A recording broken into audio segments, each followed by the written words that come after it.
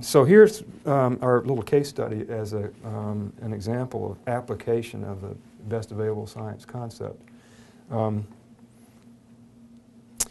It's a recognition that the community of scientists and policy decision makers need to grope with, and that is that the reliability of the peer review process is not 100%.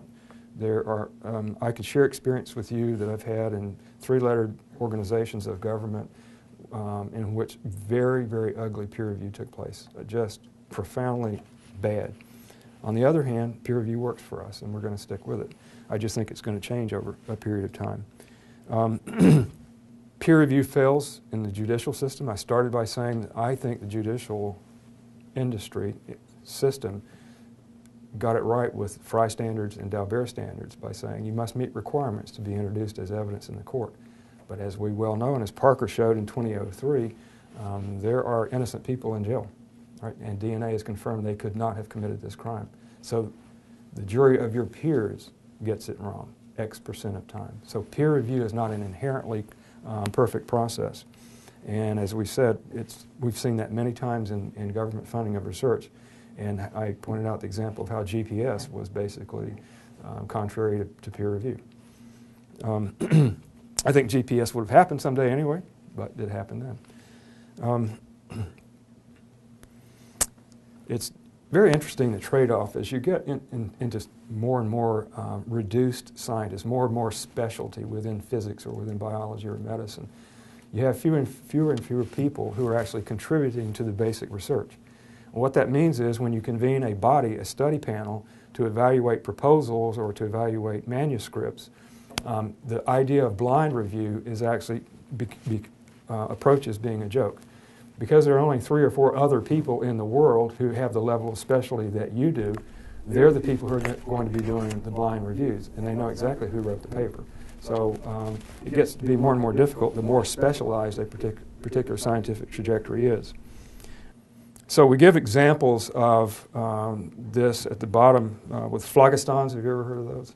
1667, the notion was, you have, okay.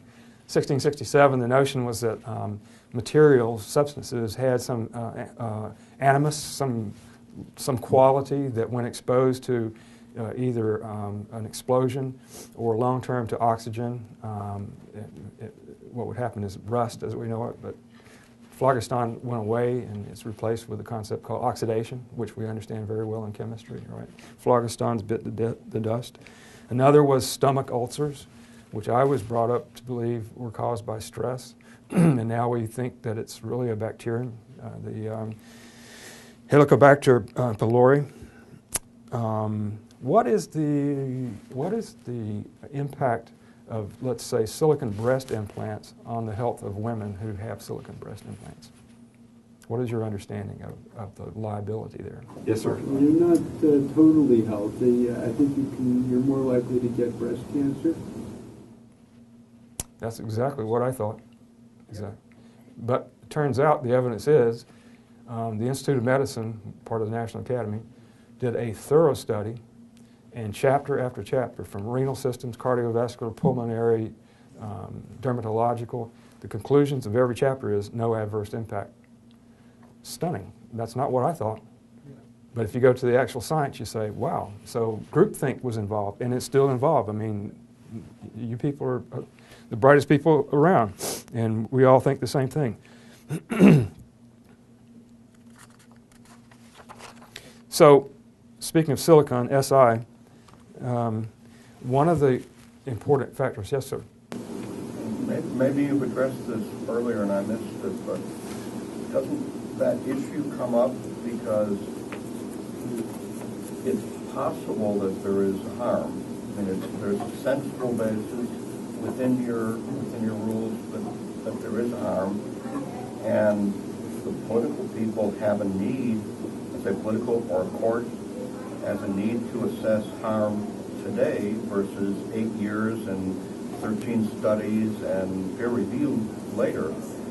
So where does Where does sort of that come into your categorization? Yeah, that's a very good question. And here's why I think it is. In science, we are taught to begin with null hypothesis. A does not have a relationship with B unless you can prove, test, and confirm that there's a relationship between A and B. If you confirm that relationship and it was done under experimental conditions and you meet all the qualifications of cause and effect, then you can say A causes B. In medicine and our personal health, sometimes I think we want to not start with null hypothesis and say, oh, silicon could be bad for us. And so what you need to prove is that it does not. And how many years does it take to prove a negative? So that's that dilemma that we face. And if you think back in the case of silicon, you really needed to do an overall cost-benefit analysis. And that is, there's obviously a demand for this. It clearly, at least arguably, improves women's health, mental health, and so forth. What are the overall costs and benefits? And now let's do what I put on a report a few minutes earlier, and let's look at mechanism. If you really look at silicon and tissue, human tissue, silicon is inert. And if you think about it, probably ought not to have an effect on living tissue. And what the Institute of Medicine found was, in chapter after chapter, I have the book on my shelf. There are no adverse impacts. Your question is outstanding. I'm going to get back to it with our case study in just a moment.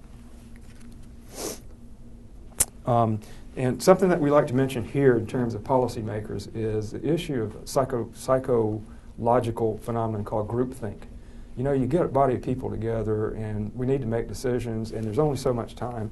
Personalities emerge, and a brother-in-law relationship starts, and I'm just going to agree with him because I really like him. I think he's smart. I'll agree with him, and our group gets done, right? Well, in science, you know what? You got to say, no matter what, I do not have a dog in this fight. My heart is not in this. My brain is, and I want to stress something here that we do at this part of my lecture. As the cost of computer storage continues to go down, as the ubiquity of audiovisual gathering devices, cameras, increases, and as the quality of data mining increases, we have a world 5, 10, 20 years from now that will have recorded damn near everything that we say and do. Just think about that for a second. So what I say to other scientists is, for the record, anything that gets digitized, whether it's in the process I just talked about or otherwise, your great-great-great-grandchildren are going to be able to access. So as a scientist, I caution you to think about things before you say them. And you need to be right about them, right? And question yourself. The case example will bring this out, I'll bet you. So the distinction between science trajectories, and advocacy is an important one, right? There is nothing in the world wrong with advocacy. Our book stresses that it's extremely important to American democracy, and we think democracies worldwide. But the point made is that advocacy does not need to be, and often is not consistent with scientific principles, and we need to understand that and recognize it. There are think tanks, there are advocacy groups whose job is to advocate vitamin C or whatever it is.